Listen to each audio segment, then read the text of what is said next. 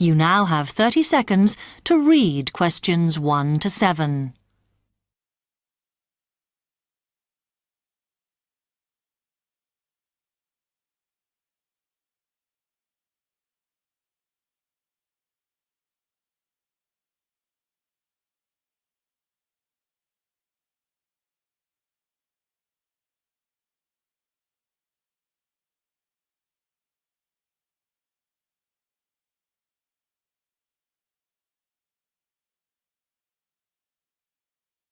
Hi, I've come to ask about the English courses you run for international students. Oh, right.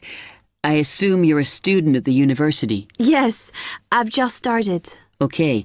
Well, we've got a range of courses. It depends what you think you need and how much. Oh. We can't run everything at the same time, though. So, for example, in this first term, we are just doing a writing course. I see. That sounds quite useful. What else is there? Some of the courses only run for single terms, and we tend to focus on what students have difficulty with.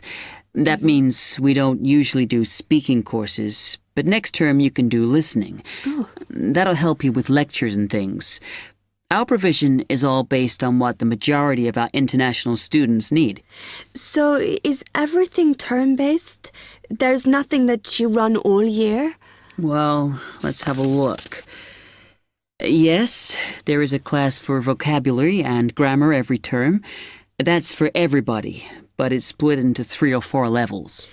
And what about in the holidays? We don't do anything during the winter or spring break. Oh. But over the summer, there's just general classes because that's what most students want. A bit of everything. Okay, quite a variety then. I'll have a think about what I really need because I haven't got much time. Do you have about 20 students in each class, the same as our science seminars?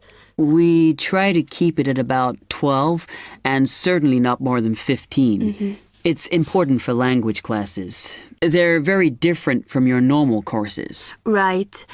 And how much are the classes? The rate varies depending on how many hours you attend, but you shouldn't have to pay. Usually, the department will fund you and even sort out which classes you need. Brilliant. It would be quite useful for me to have a certificate to take back to my country. Do you put us in for exams? Yes, but we don't like them to clash with your main course exams in June, so we run them in May. Oh. That leaves you time for revision. Do I have to sign up for something now? I'm not quite sure what I want. Classes haven't quite started yet, so you've got time to decide what you do. All we insist is that you sign up before week 5. That gives you about 3 weeks to decide. Okay. You now have 15 seconds to read questions 8 to 10.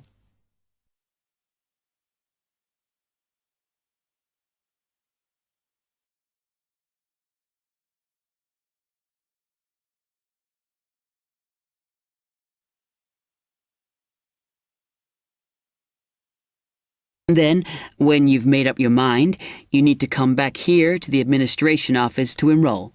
What do I need to bring with me when I enroll?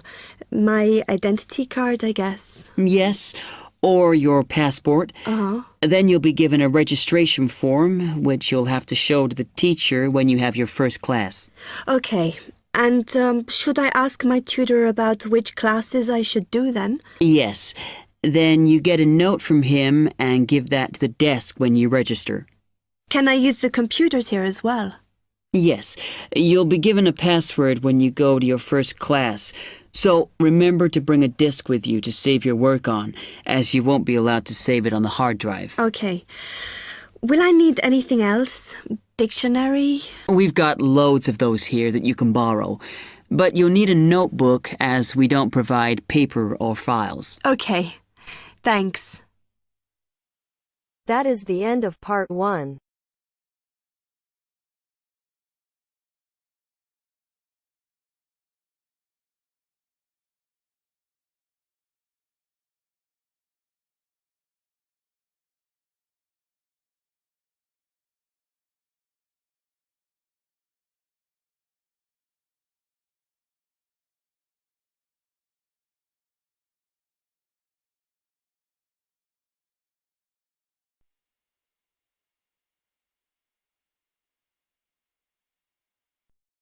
Now turns to Part 2. Part 2. You'll hear a man talking about living and working on Trinidad. First, you have some time to look at questions 11 to 15.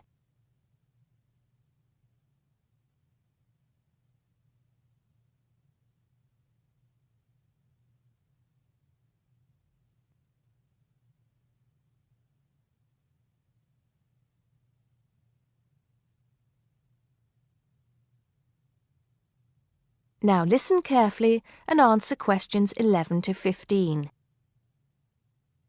Hi, I'm Steve Pinfold, and I'm here today to tell you about my gap year, which I took about 20 years ago. Unlike many students these days who go travelling or get some work experience between school and university, I decided to do something completely different after finishing my degree. I applied to work for a charity organisation. What it does is it sends people with particular skills to countries where those skills are needed. Apart from having some experience teaching English to summer school students, I didn't have any particularly useful skills, I thought, but luckily I was still accepted. I had to find the money for the flight, but you get free accommodation. I stayed with a family of 5. And you do get paid, but not much. It's a bit like pocket money, enough to get by. I worked in an orphanage and taught English at a local school. Where was I? Well, originally I was going to be sent to a village in India, but at the last minute the organisation decided to send me to Trinidad. Now, this is a fascinating place. It's an island in the Caribbean. Well, in fact, the country is actually 2 islands. The smaller one is called Tobago, which is connected somehow to the word tobacco. Anyway, there I was, a young white guy living and working on an island which is mostly a mixture of descendants from Africa and India. The Africans were originally brought over as slaves, and the Indians came later as indentured workers. That means they agreed to come for a specific time, but many of them stayed. There are also some Trinidadians of Chinese and British origin, though the native inhabitants were basically wiped out by colonialization. I myself felt completely accepted and had the time of my life. The language everyone speaks is English, so there was no problem for me there, but some concepts don't quite translate. They're pure Trinidadian. There's the term liming, for example, which means sitting around watching the world go by. Also, there's the famous carnival, when the whole island is taken up in playing mass. For a whole month, around February or March, it depends when Easter is, everyone's busy preparing costumes, practicing calypsos, soca and steel pan music, and most importantly, partying. Before you hear the rest of the talk, you have some time to look at questions 16 to 20.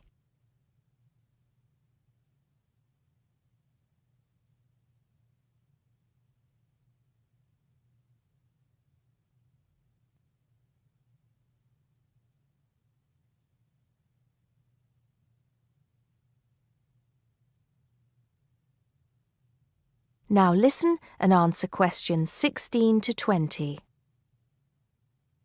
When the actual official carnival starts, it's days of 24-hour dancing in the streets. In Trinidad, it's called whining. You've probably seen this sort of thing on TV, in the more famous carnival in Rio, or even at the Notting Hill Carnival in London. Many people join bands, each one of which has a theme. For example, the Sea or Jungle Fever, and they have costumes designed and made to go with the theme. These can cost $1,000 for the king and queen of each band. They're incredible. The whole city is a non-stop party zone full of colour and sound. It's serious too. The bands are in competition and the winner gets $1 million. Sorry, I got a bit carried away with those memories. Back to my real job there. The orphanage was called St. Augustine's, and that's also the name of the place where it was, St. Augustine, a town just outside the capital city, Port of Spain. I didn't have any particular job description, just to be with the children and tell stories, sing songs and play games. Oh, and we also went camping in the jungle once. I could tell you a few stories about that particular escapade. Every time I arrived at the gate, kids would come running towards me, shouting, with big smiles on their faces. The younger children seemed fascinated by my blonde hair and loved to touch it as if it was something miraculous. The English teaching I did 2 days a week in a primary school for 6 to 11-year-olds. The kids may have been poor, but they all wore neat and clean uniforms and were so respectful and enthusiastic. I've now been teaching for many years in different countries, and I still think those were the best students I've ever taught. What else did I do while I was there? I swam a lot. Can you imagine what it's like swimming with dolphins and with pelicans diving into the sea right next to you? More seriously, I trained to be a Samaritan. That's someone who listens and supports people who have problems with their lives. Overall, what I took from the experience was a sense of being in another culture, or rather cultures. As humans, we all share many characteristics, but we express ourselves in various ways. In Trinidad, there are lots of different communities and religions, and so many different kinds of festival to see. Hindu, Muslim, Christian, as well as some rather mysterious African traditions. There are quite a few Rastafarians too. Trinidad is, as Americans are fond of saying of their own country, a melting pot, where everybody is greeted warmly. Go and see for yourself. I'm not sure how it's changed since I was there, but I'd love to find out.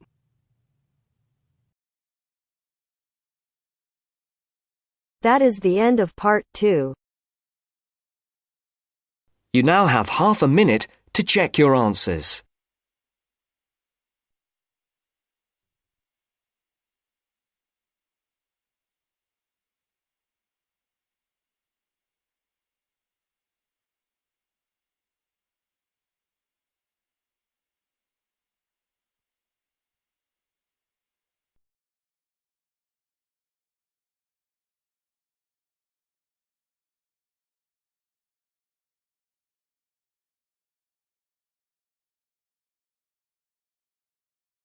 Now turns to part 3.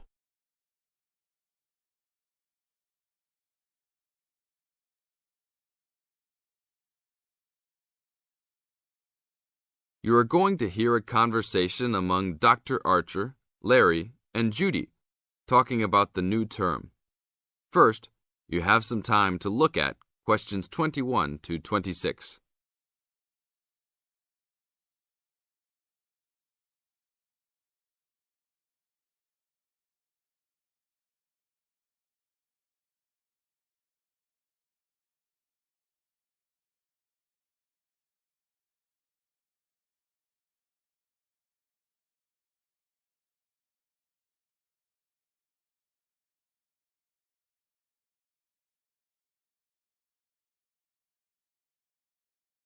Now listen carefully to the first part of the conversation and complete the notes and table below. Okay, everybody, welcome back to the new term. I hope you've all had a good break and that you're keen to start on your research project. What I'd like to do this morning is to give you a chance to ask questions about the project, requirements, ways of approach, how to get help if you need it. Today is informal. It may be already written on paper, but it's nice to have an opportunity to have it confirmed. So, any questions? Dr. Archer, is there a confirmed due date yet to hand it in?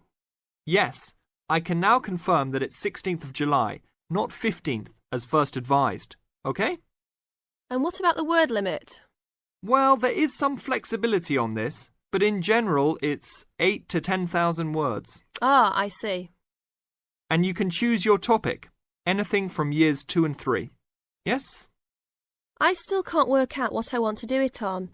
In that case, you should see your course tutor to agree on your final topic, and you should also be aware that there is special assistance available at the library on library resources if you need help on that.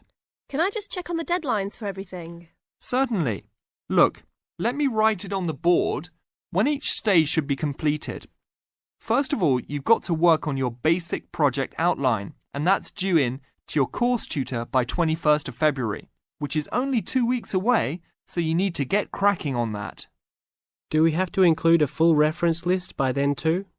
No, your reference list is due on 6th of April, which is 1 week later, so you have time to discuss this with your tutor. And when should we be doing the research? Well, that's over a 1-month period, essentially April to May. And the write-up? Well, you need to do quite a bit of research before you get going on your writing, so that's really May to July, with the due date for handing in on the 16th. Any more questions? Now look at questions 27 to 30.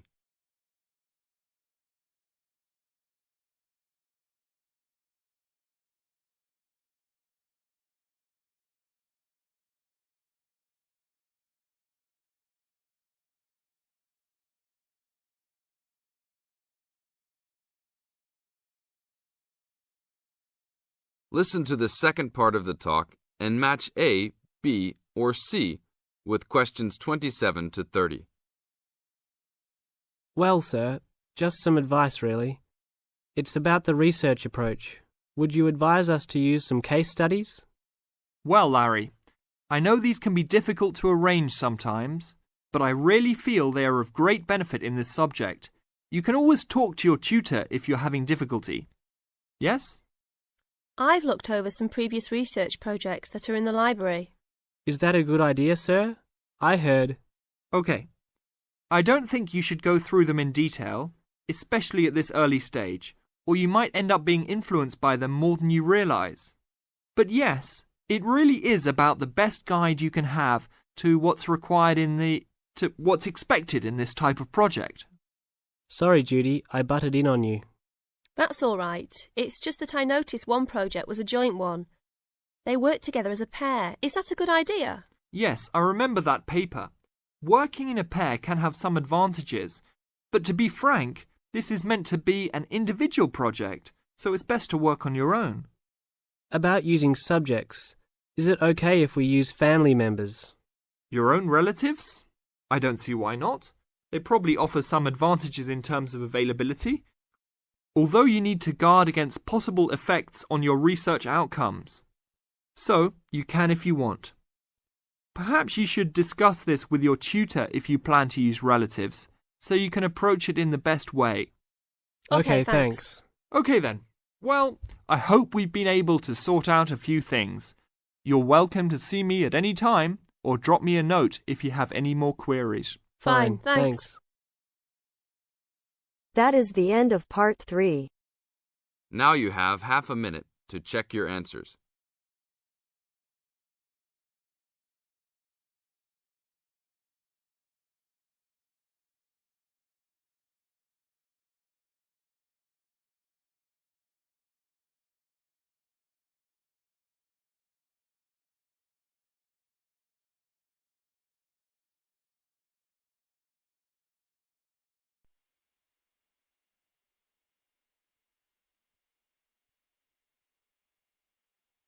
Now turns to part 4. Part 4. You will hear a woman giving a talk at a popular science convention. She is describing research into artificial gills designed to enable humans to breathe underwater. Now you have some time to look at questions 31 to 40.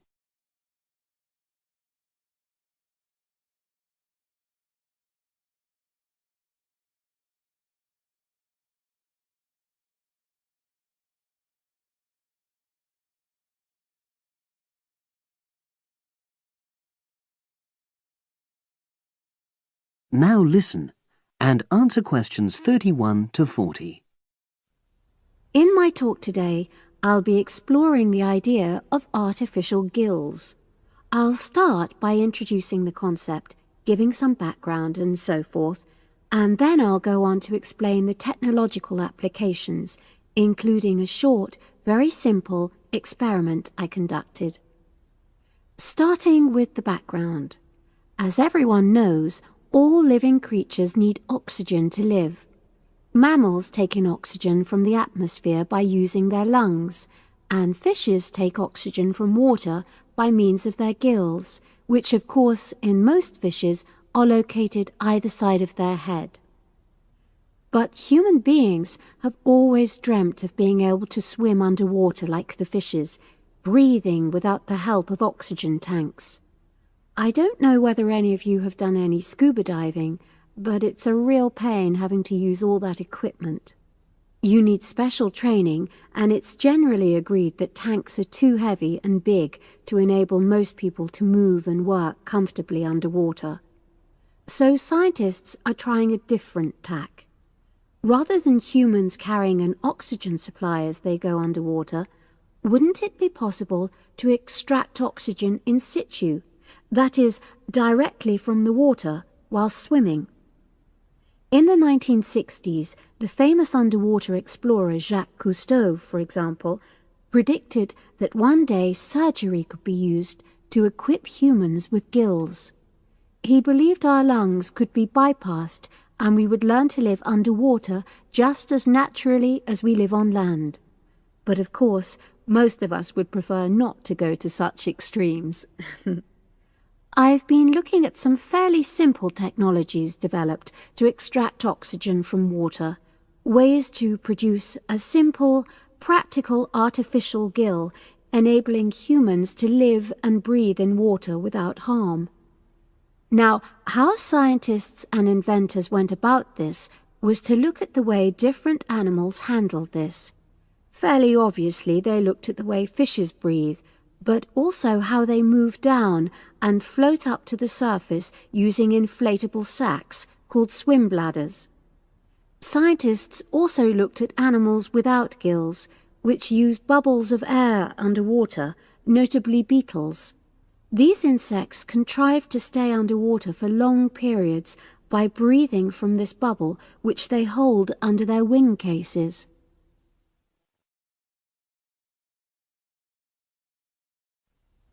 By looking at these animal adaptations, inventors began to come up with their own artificial gills. Now, making a crude gill is actually rather easy, more straightforward. You take a watertight box, which is made of a material which is permeable to gas, that is, it allows it to pass through inwards and outwards. You then fill this with air, fix it to the diver's face, and go down underwater. But a crucial factor is that the diver has to keep the water moving so that water high in oxygen is always in contact with the gill, so he can't really stay still. And to maximize this contact, it's necessary for your gill to have a big surface area. Different gill designers have addressed this problem in different ways, but many choose to use a network or lattice arrangement of tiny tubes as part of their artificial gills. Then the diver is able to breathe in and out. Oxygen from the water passes through the outer walls of the gill, and carbon dioxide is expelled. In a nutshell, that's how the artificial gill works. So, having read about these simple gill mechanisms, I decided to create my own. I followed the procedure I've just described, and it worked pretty well when I tried it out in the swimming pool. I lasted underwater for nearly 40 minutes. However, I've read about other people breathing through their gill for several hours. So the basic idea works well, but the real limitation is that these simple gills don't work as the diver descends to any great depth, because the pressure builds and a whole different set of problems are caused by that. Research is being done into how these problems might be overcome, but that's another story, which has to be a subject of another talk. Despite this serious limitation, many people have high hopes for the artificial gill, and they think it might have applications beyond simply enabling an individual to stay underwater for a length of time. For example, the same technology might be used to provide oxygen for submarines, enabling them to stay submerged for months on end without resorting to potentially dangerous technologies such as nuclear power. Another idea is to use oxygen derived from the water as energy for fuel cells. These could power machinery underwater, such as robotic devices. So, in my view, this is an area of technology with great potential. Now, if anyone has any questions, I'd be happy to answer. Yes, lady at the...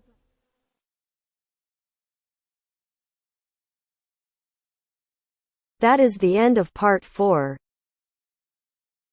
You now have half a minute to check your answers.